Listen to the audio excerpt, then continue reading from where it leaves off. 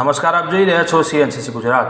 પરસોત્તમ રૂપાલાનો ગુજરાતના ચારે બાજુ માત્ર અને માત્ર વિરોધ જોવા મળી રહ્યો છે। ત્યારે હવે પાટણમાં પણ ક્ષત્રિય સમાજ દ્વારા પાટણના વાડીનાથ ચોકમાં ક્ષત્રિય અસ્મિતા સંમેલન દ્વારા લગભગ 500 જણાની ભીડ કાર્યકર્તાઓ ઉપસ્થિત રહી એક સંમેલનનું આયોજન કર્યું, જેમાં ક્ષત્રિય સમાજની અસ્મિતા પર જે પ્રશ્ન ઊભો થયો છે તેને લઈને વિરોધ પ્રદર્શન નોંધવામાં આવ્યું।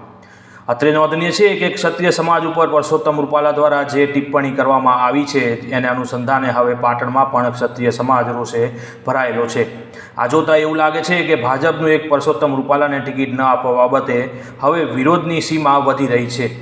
ક્ષત્રિય સમાજ સમગ્ર ગુજરાતમાં એકત્રિત થઈ રહ્યું છે અને પરસોત્તમ રૂપાલાનો જોરશોરથી વિરોધ નોંધાવી રહ્યો છે, પરંતુ ભાજપ ટસની મસ થઈ નથી રહી। પાટણના વાડીનાથ ચોકમાં ક્ષત્રિય સમાજના આગેવાનો તેમજ કાર્યકર્તાઓએ સંમેલન યોજીને ક્ષત્રિય સમાજને અને બહેનોને ન્યાય મળે તે માટે વિરોધ નોંધાવ્યો હતો।